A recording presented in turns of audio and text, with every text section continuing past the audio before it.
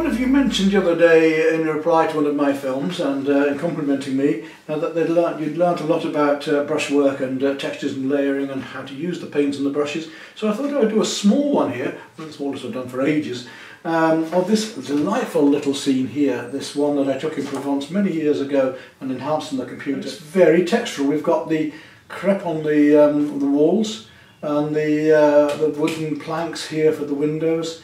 The leaves and so on of the vines going up here, and the twigs of the olive branch coming in there, the hose pipe here, the ends of the bricks and the branches and so on that are stacked away inside here, the wood for winter, even and then the darks in the window and so on and so on. So we've got lots of ways that I can show you to put this paint on, either overlaying one colour over another, or texturing with a sponge, or texturing with a sponge roller, and so on. So what we're going to be using today are sea sponges, the sponge roller and brushes of different types to layer on, even our fingers, to layer on this paint and show you different ways that we can apply paint to get these effects.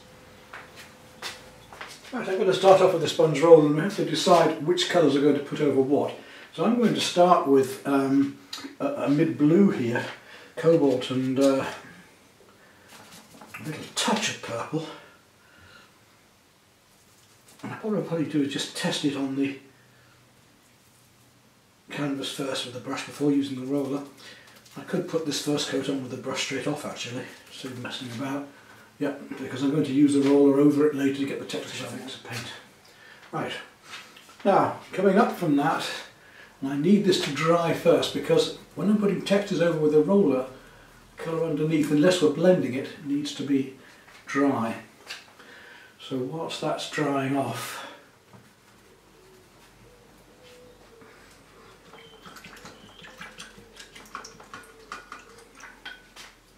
so some slabs of colour can go in, and in other places a bit of yellow, so light magenta and a wee bit of yellow, and we'll try and find this lovely pink golden colour that's going on underneath there. If I could put a lighter colour on afterwards, that comes right through here and it will just blend on the edges. And I'm going to need this same colour on my roller in a minute to start to make some texture.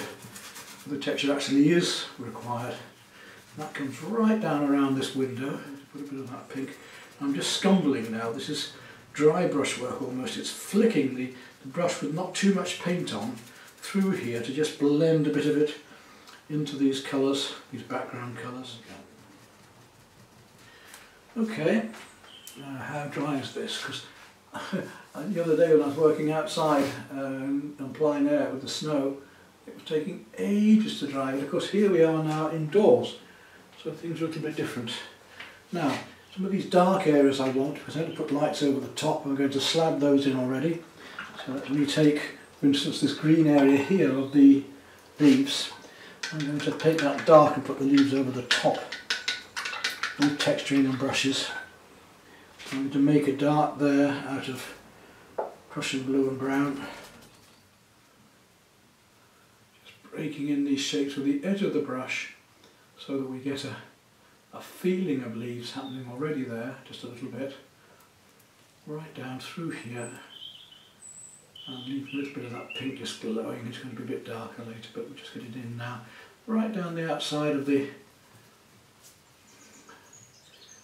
window here. Leaves are going to come across down here.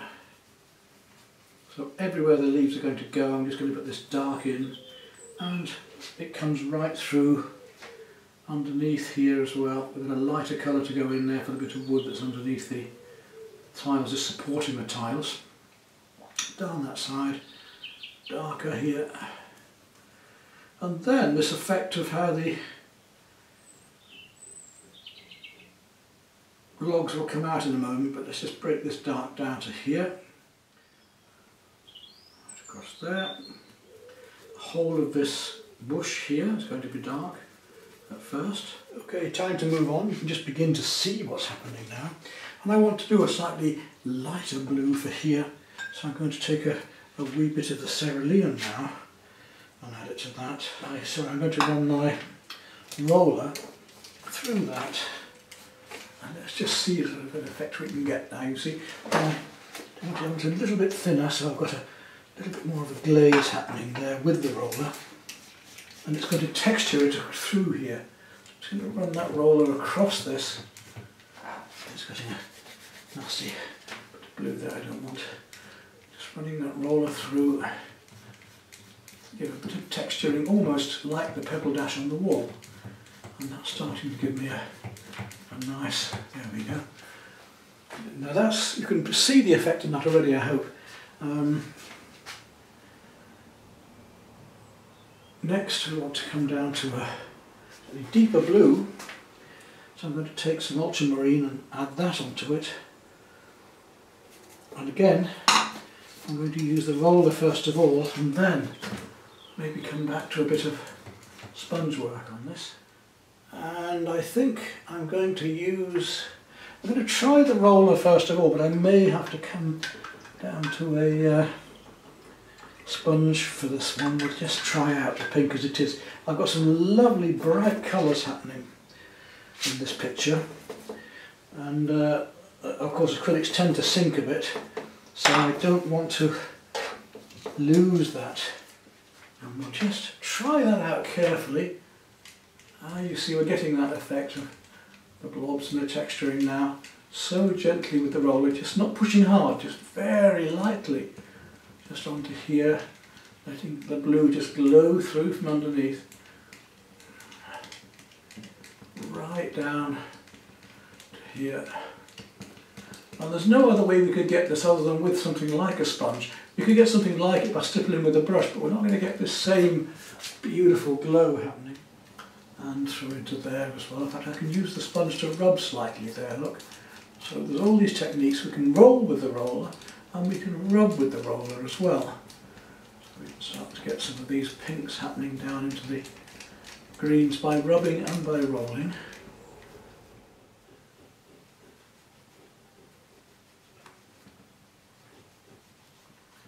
You can use the edge of the roller. I don't think you're stuck with not being able to do fine work with the roller, because you can look.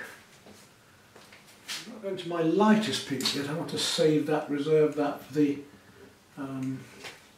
sponge itself. I'm just going to bring a little bit of pink just across, just lighter pink just across some of these areas, just hinting at it. And now for the very light cream, to make some of the same cream, but I'm going to put some yellow into it.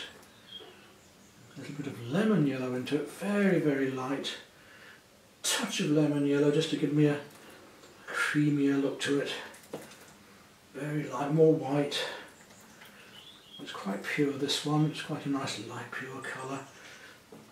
Very light indeed. There we go. With the brush, I'm going to take my ordinary sea sponge. That's this fella here, and squeeze that, not too much water on it, I've already got it damp. Look at the texturing with the sea sponge now, so let's dip that in to this lighter colour and see if it's light enough. Yes, just I think. To build it up even more yet though. So I'm going to bring that up and right through, quite different to the sponge roller work, lighter still. So the stucco, feeling of this stucco surface coming out but being dragged slightly in a line. I'm going to go back to my deeper pink and a little touch of purple. It's easy enough to go backwards. You might have noticed I haven't had to wash my sponges yet. I will be, but not yet. Back to my lighter colour again. A bit more yellow now. A bit more cream. I can gradually build this up. There we go, a lovely cream colour. Take my sponge yet again, same sponge, not cleaning it, don't have to clean it yet. Really get the feeling of sunshine. It isn't just one colour, it's an impressionist picture. It's like Monet, we're using broken colour to find our effects here. Play one against another to really get these feelings of the... Take a small flat now, and we'll use that with that same light colour, just using to start to break in and paint a few of the details just to start to get the difference in mark there, totally different to what I was getting with the sponges. Nice smooth mark, but if I ever want to make a darker or more textural mark, all I've got to do is break the brush slightly at the end and I can make heavier marks. But at the moment, I just want to get this feeling of the window ledge here. Coming across. So again, total difference in marks from the sponge roller to the sponge now, and down now to this work with the brush, where I'm just starting now to find my bits of brick rock work. Now if I use this crisscross here, just the tip of the brush, I can start to feel the stonework there. I may use a bit of sponge there later. And I can take the tip of the brush and just find these ends of these big old branches that are coming out here. We've got the edge of that coming down into texturing here. Dry brush, just dragging the brush over the dry brush work there, letting the colour underneath just glow through, you see, by using not too much paint, just a little bit of paint on the end of the brush. I can thicken it out more and put more on if I need to. Now once we're on texturing, I'm going to come to that afterwards and leave the texturing. Let's come back to block colours again. I need to get rid of all of this white and I've got to find the more solid areas of this. Maybe a bit of light blue to texturing on this later to make these warm seem warmer. So I might put a bit of light blue over these yet. That same warm purple is just hinting out from under here amongst these fog ends. I'm not going to do them exactly, we're not trying to paint every single thing in. We're just getting the feeling of things again, an impression again. Take in fact a little bit of orange and chrome yellow. I just want to make this down here a little warmer. And look at how that lovely colour again playing against it brings out the warmth there. Those lovely colours we're finding there, and the textures next to it. Same Prussian, and we'll make this a little bit darker just under these bits with the Prussian, just here and there to get the feeling. Let's look at these lovely greens we've got here next. We've got a beautiful turquoise green. All of this, and when that's on my brush I'm going to need to use this colour I've just mixed in a minute. I'm going to take that right the way through here, the shadow, a little bit more cobalt into that to make it a bluer, that's better, a nice blue, rich, with the tip of the brush again making leaf marks. Now this is making marks about, it's not copying, it's not just representing the feeling of these deeper blue-green leaves behind here. I'm going to need to texture a bit of this green with the sponge as well into the wall, or it's going to stand up like a sore thumb. Well, certainly will in fact. There we go with me doing it. That very thing I was just saying I was going to do. Bringing that blue down through here a bit stronger before putting the lighter colours in. Next over here,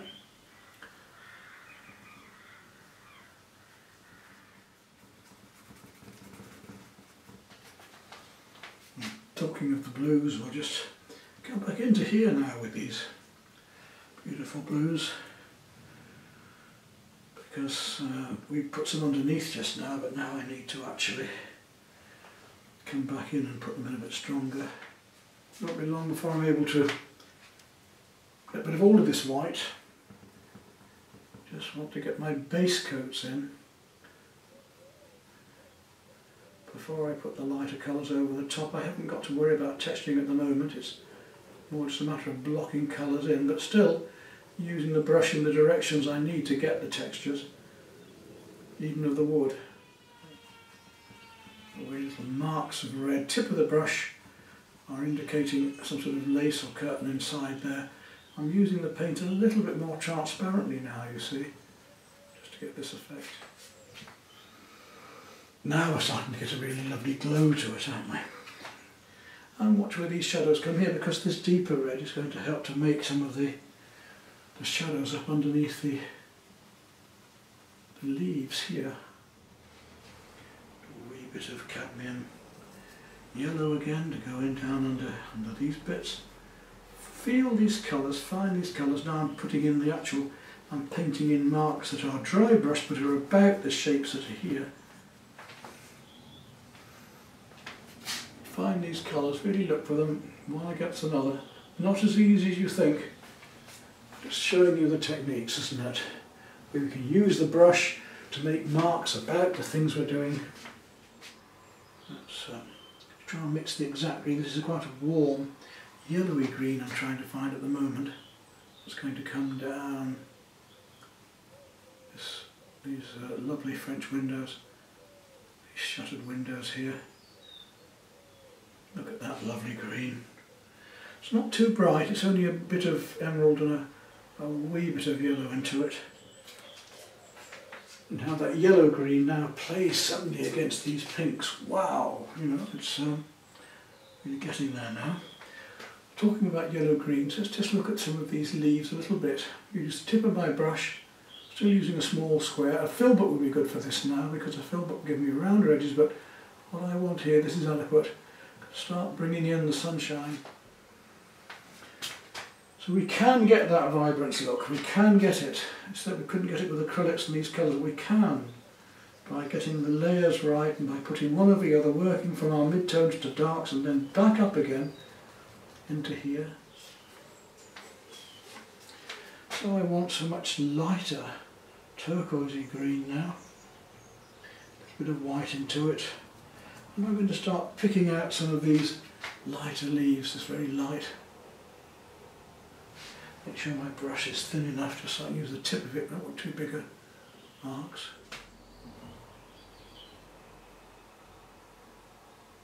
So you could use a very small pointy brush if you really wanted to go into detail, but I just want an indication, an impression here.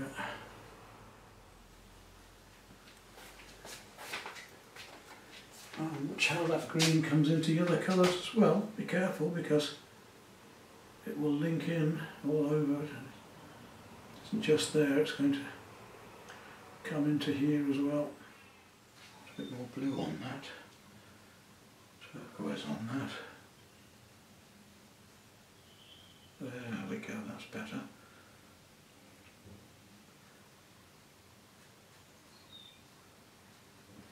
Look at the turquoise in that again. By using these different turquoise blues and greens. And the dark is just allowed to glow through in the background. And I'm going to play the turquoise down here now against that as well. Dry brush work there. Could use some more texturing, but I'm happy enough just to do it as I'm doing it. Because the darker we have the darks and the lighter the lights, the bigger the difference between them, the more the feeling of heat we're going to have of the day. And suddenly the thing comes to life. As we put these hot and vibrant sunny day baking down on this beautiful little scene here. So I was talking about a bit of light blue earlier. I want to make up some very, very light blue and just put it across some of these pinks, even with my sponge. So let's do just that. We'll take some white and the tiniest touch of the blue into it and just play a little bit of that light blue into the whites, into some of this light that's coming through here. I mean, the reality of it is, if we can do it, if the photograph can do it, then we should be able to go even way beyond the photograph, shouldn't we? Because we are able to do a much, much broader spectrum of colours than the photographs can. Even that's pushing it. and some of these little bits of light that come down on the leaves above here.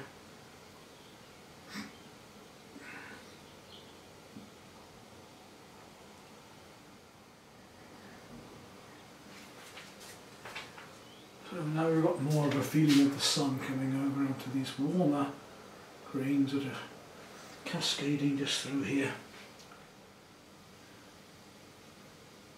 Play some of the tips of this. Again, I could use a smaller brush, but I'm alright with this at the moment. And again, it brings another dimension into it, doesn't it? Mid-blue there.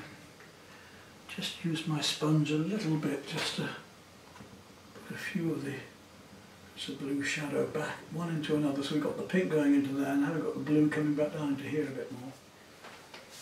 Little spots of colour here and there that can just help make it.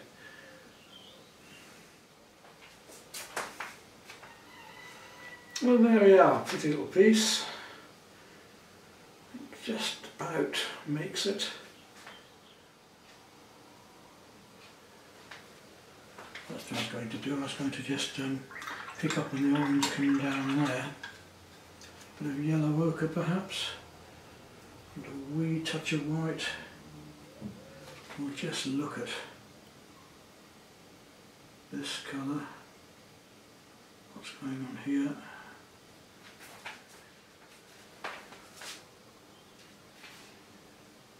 Just a few darks, a few blacks, and just marking down here, just make that a bit darker just down this bit.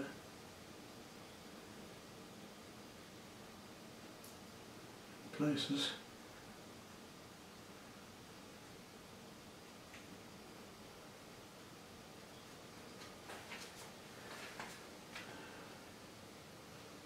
That's it, that's what it needed. Couldn't quite figure out what it was, and I'm pretty sure that's what it is now.